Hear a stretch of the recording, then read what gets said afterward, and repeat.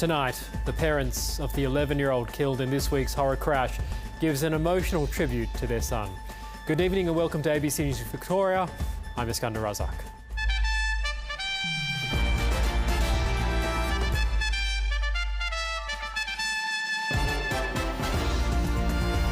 Also tonight, the state's Children Commissioner sits down with the ABC after a damning review into state care. Australians warned to expect an increase in weather disasters, and patient concerns about a popular osteoporosis drug.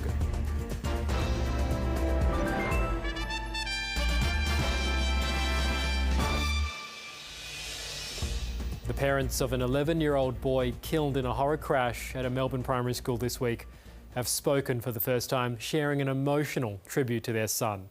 Jack Davey died after a car ploughed through a fence at Auburn South Primary in Hawthorn East. His father says he was a shooting star who blessed his family with love. Clinging together after an unthinkable loss, the parents of Jack Davey today struggled to voice their grief. Words can't adequately describe the utter devastation we feel as we come to terms with the sudden, overwhelming loss of our Jack. The 11-year-old was killed when a driver performing a U-turn crashed through the fence of Auburn Primary School on Tuesday, hitting him and 4 other children who were seated at a table. The driver has been released while investigations continue. He is our champion. He is our beloved son and brother who remains very much alive in our hearts and memories. A keen basketball, soccer and futsal player, Jack's death has sparked an outpouring of grief from the community. We find comfort in reading the many messages and memories of Jack and how his life and energy was a positive influence on so many in the community at just 11 years old. Also a comfort, the first responders, paramedics and doctors who fought to save Jack's life. Our heartfelt thanks to Millie, the Auburn South School receptionist, and the former emergency department nurse who stayed with Jack, providing comfort the entire time. Our words are inadequate. 2 of the injured children have now been discharged from hospital, while 2 others remain in stable condition. We wish them all the support to assist in their healing in the weeks and the months ahead. A GoFundMe account for the Davey family has so far raised more than $175,000, and support is being offered to the community, with the local council and Red Cross today opening a temporary hub for anyone in need of help coming to terms with a life cut short. Leanne Wong, ABC News, Melbourne. Damning details have been released about a 12-year-old Victorian girl that had been living in state care for years and then arrested and charged with murder. The murder charges were later dropped, but the incident sparked an inquiry and it's found serious deficiencies in Victoria's child protection system. Here's state political reporter Nicole Asher. The girl has become known publicly as WD. She has the mental capacity of a 6-year-old and has spent large swathes of her childhood in state care. After she was charged with murder at just 12 years old, Victoria's children's watchdog launched a rare inquiry into her care. Some of its damning findings were made public today. It identified serious deficiencies in Victoria's child protection system. I sat down with the report's lead author, Victoria's Commissioner for Children and Young People. We found that in the 3 years, when she was 10, 11 and 12, she was in 10 different contingency placements, so 10 different residences, cared for by dozens of different workers, and frankly received an appalling level of care. Unsurprisingly, in that period she then left placement. Often she went missing hundreds of times, sometimes for days at a time, and when she was away from placement she was subjected to some absolutely horrendous harms. Some of those systemic problems, can you detail what you've seen and whether that reflects, I guess, the experience of other children and in what way? So some of the things that we saw in this inquiry, we absolutely see in other children's experiences. This government has initiated and built some smaller, more therapeutic residences and indeed has invested recently to try and improve residential care across the board. Unfortunately, for many children, it's still far from a stable, safe, appropriate home environment. We've said that we want the Victorian Government to fund and drive a cross-agency approach to child sexual exploitation that needs to involve police, working with child protection, working with residential care providers and hospitals and others, all with clear roles and responsibilities. That's not what we've seen in this case, in many other cases. It's very urgently needed. You've made 19 recommendations, some of them public, some of them not. Do you expect the government will enforce those recommendations? Our usual approach is that we would expect to receive a response from government detailing what they propose to do in respect of each recommendation. We haven't got that yet, but I expect that will be coming soon. The murder charges against the now 13-year-old WD were dropped, and she's currently in secure and isolated state care. Her living arrangements will be reassessed in court in December. Australia has been warned to expect an increase in weather disasters because of climate change, according to a major new report. It's found the world is only years away from breaching the Paris Climate Agreement. Here's ABC meteorologist Tom Saunders. Temperatures are rising at an increasing pace. That's according to the latest biannual State of the Climate report from the Bureau of Meteorology and CSIRO. It found Australia has now warmed 1.5 degrees since pre-industrial times, and that's leading to multiple impacts. More extreme heat events, including heat waves and marine heat waves. We've seen a reduction in rainfall in the cooler months of the year across southern Australia and an increase in rainfall in the warmer months of the year. And since Australia is warming faster than the global average, when the Paris target is breached in the coming decades, our temperatures will already be 2 degrees higher, while a 2-degree global increase would equate to a near 3-degree warming over Australia.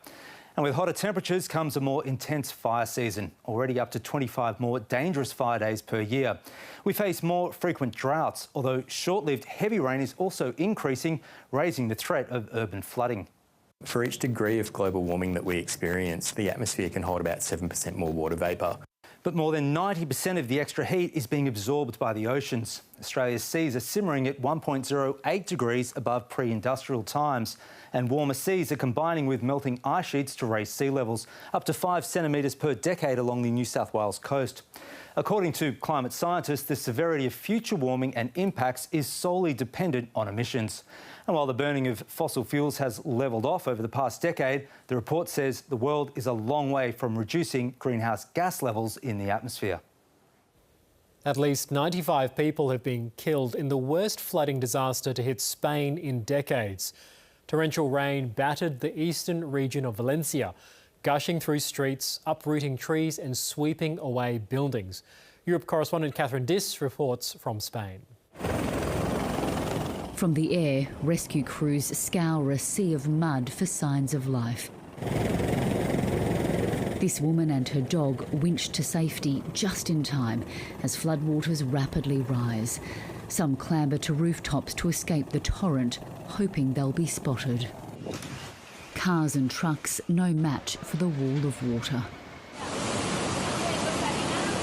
More than 400 millimetres of rain fell on parts of southeastern Spain in just a few hours on Tuesday, turning streets into gushing rivers. Large swathes of the region remain underwater. In darkness, rescuers started the hunt by boat and car. But the sheer scale of the disaster wouldn't become clear until morning. Never before in history has there been so much rain. You can't even imagine the amount of rain that fell here yesterday. It's a catastrophe. The floods we had in 1982 were a joke compared to what happened here yesterday. The government has declared 3 days of mourning and warned the natural disaster isn't over yet. The whole of Spain is crying with all of you. Our absolute priority is to help you. But amid the heartbreak, tales of human survival are emerging. This elderly couple in their late 80s were remarkably found unhurt in the rubble. Such stories will boost morale in a region with tested resolve. But with many now questioning if the warnings came too late, grief and hope could quickly turn to anger. Catherine Diss, ABC News, Spain. US Vice President Kamala Harris has spent the day trying to distance herself from remarks made by Joe Biden. The president has been accused of referring to Trump supporters as garbage, the same language a comedian used to describe Puerto Rico at a Trump event on the weekend.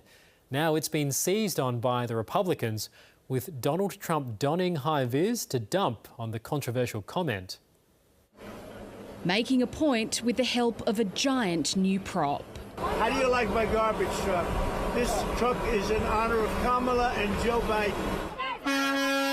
Donald Trump drawing more attention to a known goal by the Democrats. The crooked Joe Biden finally said what he and Kamala really think of our supporters. He called them garbage. No way. No way. The president's off-the-cuff remark was in response to a comment made at a Donald Trump rally, where a comedian described the US territory of Puerto Rico as a floating island of garbage. The only garbage I see floating out there is his supporters. His demonization of things is unconscionable. Joe Biden argues he was referring to the comedian's rhetoric, but his vice president was forced to try to limit the fallout.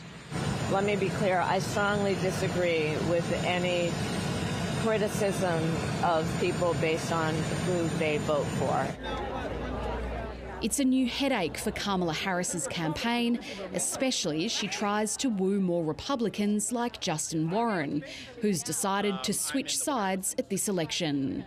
That was a terrible statement. I'm not going to try to explain why he would say that. It could have been a slip or a gaffe on his part. That's wrong. Whether or not this latest controversy ends up having a meaningful impact on the campaign remains to be seen. But for the Vice President, it risks undermining her message to voters that she's the candidate who'd unite Americans. Joe Biden's comments are being compared to Hillary Clinton's infamous description of Trump supporters as a basket of deplorables. He says garbage. I take offence to that. A message being driven home in the final days of the campaign. Jade McMillan, ABC News, Harrisburg, Pennsylvania.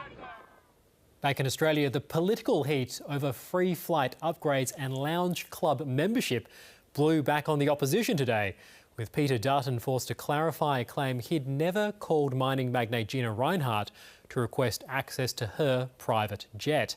Mr Dutton now admits his office did inquire about whether the plane was available before accepting a free ride. But the Prime Minister has also had to issue a clarification of his own. The Prime Minister hoped he'd reached the end of a turbulent week, but even after denying he'd ever called Alan Joyce seeking an upgrade, questions remained. Do you know whether he had other communications with Alan Joyce? Why is he kind of like Slim Shady on this issue? Well, he's not Slim Shady at all, Carl. He's declared all of these flights. The Prime Minister's office then confirming he didn't request free upgrades from anyone at Qantas via any form of communication. We find out this morning that the Prime Minister's clarified the clarifying statement. But delving into the Prime Minister's decade of declarations has opened a can of worms across the Parliament. The Liberals have been holding themselves out to be pretty pure and pretty holier than thou, but then it turns out they've got problems. 2 years ago, Peter Dutton flew on billionaire Gina Rinehart's private jet to attend this Bali bombing memorial. It was declared, but on Tuesday came under question. Have you ever personally asked Gina Rinehart to fly around Australia? No. Today, the cheaper option for the taxpayer was for my office to speak to Mrs Rinehart's office as to whether the plane might be available. And opposition transport spokesperson Bridget McKenzie first claimed she'd never accepted an upgrade, then admitted she'd received one. Now she's asked the major airlines to check if there's more. As soon as I understand the nature of the discrepancies, if there are any, then I will be updating my declaration. Parliamentarians across the chamber have long lists of declarations: free concert tickets, sporting games, travel and dinners. Part of the job? Perhaps, but also a window into who has their ear. Some are now questioning whether an independent examination of perks for politicians is needed, and possibly an overhaul of the rules. Evelyn Manfield, ABC News, Canberra. Optus is being sued by the consumer watchdog over allegations of shocking sales conduct towards First Nations and other vulnerable customers. The ACCC claims people were sold products they did not need and could not afford, and then some were chased by debt collectors. Tony Cork has uncovered allegations that Optus sold phones to First Nations customers who lived in areas with no network coverage. I find that pretty outrageous that they were selling products and plans to people for phones that weren't going to work as soon as they got back home. Now the regulator is suing Optus in the federal court. We allege that Optus sales staff manipulated credit checks in order to oversell phones and plans to vulnerable consumers, and that they did so without undertaking coverage checks. In some cases, Optus then pursued debt collection activities. The watchdog alleges Optus engaged in unconscionable conduct against about 430 customers, mostly in Darwin and Mount Isa in Queensland. Many of these consumers were facing learning difficulties, were unemployed or financially dependent. This is degrading at the highest level, as I see it, for people living with disability, but more important for our First Nations people. It follows a case where Telstra was fined $50 million for targeting more than 100 Indigenous customers. This case will examine the role of Optus management. We allege that Optus management in the sales, in effect, reporting levels, including senior management, became aware of the conduct and of the failures in the systems, but allowed the conduct to continue. Optus has apologised. It's sacked or disciplined the staff involved, is repaying affected customers and is cooperating with the ACCC. Michael Atkin, ABC News. Coming up on 7:30 with Sarah Ferguson, how the opioid crisis is influencing voters in the US election. In North Carolina, we've lost over 18,000 residents to fentanyl in 10 years. We're at war with the Mexican drug cartel. What do you think will happen if Kamala Harris wins? It's going to be a mess. The border's going, more people's going to come in. It's going to be more killings. I can't imagine people thinking those things.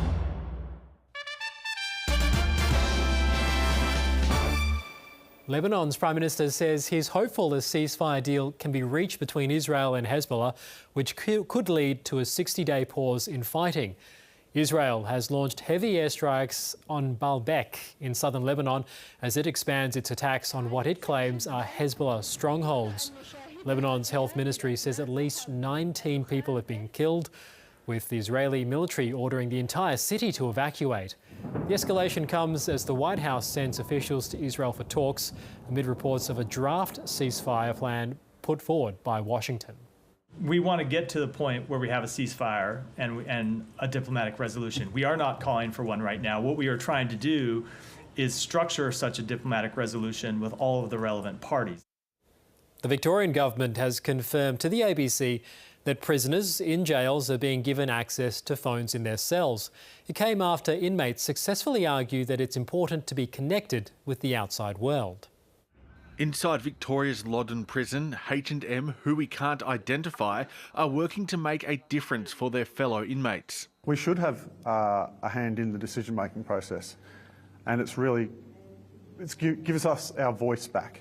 They helped convince Corrections Victoria to relax rules around phones in cells. Getting locked down early, guys can actually call their family and you get the phone all night. The idea came from a partnership with RMIT called Inside Out, which gives criminology students the chance to study alongside inmates with a view to finding new ways to improve rehabilitation.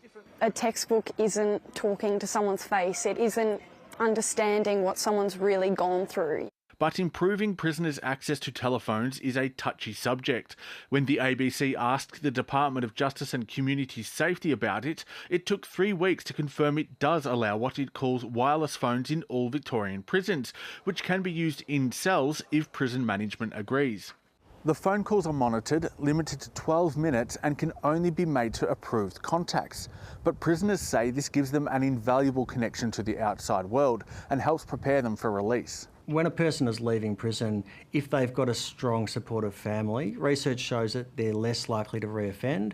The government says it's also trialling expanded computer access by allowing what the ABC understands are handheld tablets at low security prisons. It helps on their rehabilitative journey. So we know that people that engage in employment have better outcomes once they're released in the community. We are all working towards lowering the recidivism rates. I mean, that is absolutely my biggest goal. Tyrone Dalton, ABC News, Loddon Prison. Patients are raising concerns about a lack of informed consent over the nation's most popular osteoporosis drug. They say many people are not being adequately informed of potential side effects or complications when coming off the drug. Margaret Rhines had osteonecrosis of the jaw for 2 years, a painful condition that involves the death of bone cells due to decreased blood flow. The pain will come on suddenly and it's so severe, all you want to do is go and lie down.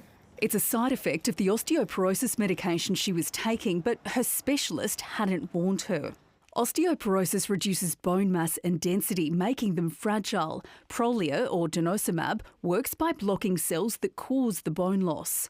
It's given by injection every 6 months, but a late or skip dose can make symptoms return, sometimes worse than before. There is a small but significant risk of multiple spine fractures in patients who stop Prolia without any further preventative measures. He co-authored a report finding most patients weren't offered those preventative measures. Some patients say it's an ongoing issue, and the advice gap means they weren't able to give informed consent. We're just being told the side effects are rare, you can stop taking it any time, my mother is on it, if you don't take it, you will break a hip and die. I think it's very important that anyone who prescribes or de-prescribes a drug for a patient has this conversation with them. Patients want the regulator to add a black box warning to Prolia, something that's already happened in the US. But it and the drug's manufacturer Amgen say warnings are already listed on the product information leaflet. The RACGP insists Prolia is safe and effective and warns injury from osteoporosis can be deadly. Penny Timms, ABC News. To finance now, here's Alan Kohler. Coles released its first quarter sales today. Not quite as woebegone as Woolies was yesterday, so while both stocks fell today, Woolworths fell more. JB Hi-Fi also produced its first quarter today, and it was a ripper. Mineral Resources attracted some spirited bidding, and Telga Group, the little Aussie company developing a graphite mine in North Sweden, had a big win in the Swedish Supreme Court, which threw out an appeal from environmentalists. Telga's share price popped 43%. The oil price increased 1.8%, while iron ore and gold increased a little and silver fell. The Aussie dollar crept back to 65.7 US cents. And European markets fell after September quarter economic growth in the Eurozone was 0.4% and only 0.2% for Germany. The share price of Donald Trump's social media company, Trump Media and Technology Group, fell 22% last night. It had quadrupled in a month up to yesterday because of people using it to bet that Trump would win the election. No one's got any idea why it fell last night, but it's still well ahead. The other thing being used to bet on Donald Trump has been Bitcoin, which didn't fall last night, and it's still at a record high. And this is a graph of a financial indicator that glories in the name of the Euphoria meter. It combines market valuation based on price-earnings ratio, volatility, and investor sentiment surveys. The Euphoria meter is at a record high. And finally, also at a record high, the proportion of Americans planning to holiday abroad, otherwise known as the Get Me Out of Here index. And that's finance. Richmond's Ailish Sheeran is free to play this weekend after the AFL failed in its appeal against her sanction for making contact with an umpire. Sheeran was sent straight to the tribunal for this incident in the fourth quarter, the Tigers' Dreamtime match against Essendon on Saturday. The club successfully argued her charge down from intentional contact with an umpire to careless, resulting in a $200 fine. Tonight, the appeals board backed that ruling, leaving the two-time All-Australian available for the Tigers' final home and away match against Hawthorn on Sunday. Cricket Australia has extended the contract of national men's test coach Andrew McDonald. His main challenge will be to renew the test team, with several big-name players due to retire in the coming years. Today, 3 of the potential opening batting hopefuls came undone as Australia A took on India A. On the day Andrew McDonald's job was locked in until 2027, we're more looking forward, I suppose, with the challenges ahead of us. It was the future of ageing Test stars like Steve Smith, Usman Khawaja and Mitch Starc that was the major talking point. I think if you get the selections right on the back of players exiting, then the transition is a lot smoother.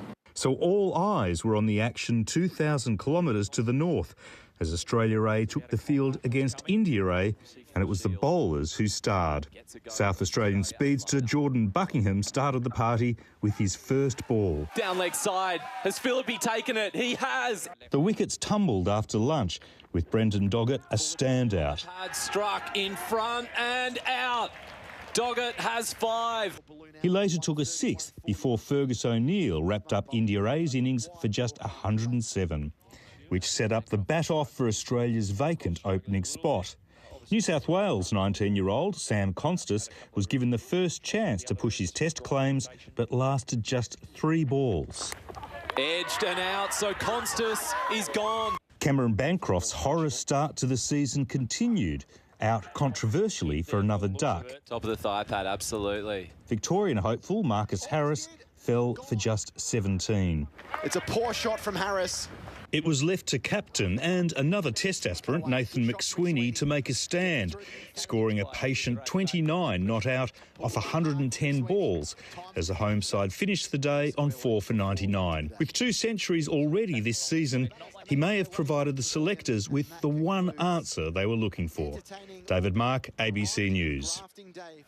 Australia's Diamonds have had a dominant 63 goals to 50 win over New Zealand in Melbourne to avoid a clean sweep in netball's Constellation Cup. After heavy losses in the first 3 games, the world champions Australia restored some pride. Goal shooter Sophie Garvin starred for the Diamonds with 36 goals from as many attempts. Australia's coach Stacey Marinkovic says her team played with a freedom that had been lacking in the previous games.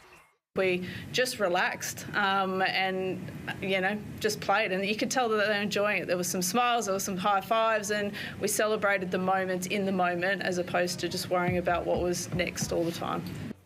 Now to the weather, here's the always delightful and dapper Nate Byrne. Yes, a very good evening to you. I just thought I'd surprise you for Halloween. Unfortunately, I do come with a little bit of scary news. Following on from that State of the Climate report you heard about earlier in the bulletin, I wanted to show you how our October temperatures have been changing in Melbourne. We've seen an increase on average, temperatures of 2.1 degrees over the last 50 years.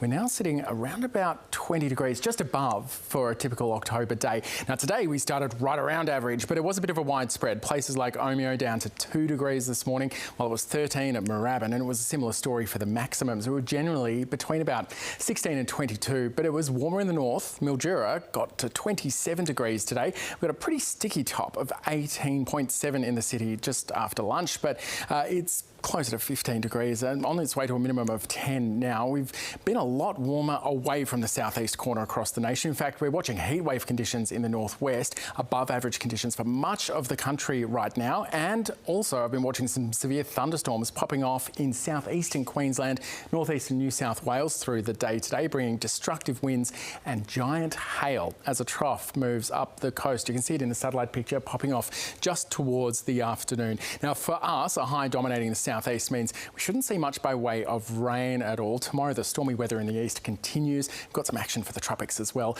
but the focus for us is a fairly settled day. Then through the outlook we are watching a frontal system aimed for the southeast. Now it's not going to turn into much for the gauges, but that doesn't mean we won't be feeling it at all. In fact, it's grabbing that heat in the north, pulling it down into the southeastern corner for the weekend, though it won't last long enough for us to call it a heat wave by any means. You've got to head a bit further north for that, but something to keep in mind nevertheless. Now tomorrow we're expecting more wet weather for Darwin, Sydney, Hobart too, some storms for Brisbane, clear skies for everybody else right now, and that's going to be pretty much the case for the north of Victoria. Not in the south though. We've got a blanket of cloud that's going to keep the skies grey, certainly through the morning, both in the west and in the east. Sun peeking through a little bit this afternoon. Now a couple of things on the bays, 10 to 15 knot southwesterlies will ease right around lunchtime, though we've got some warnings for some pretty strong winds for parts of the Gippsland coast.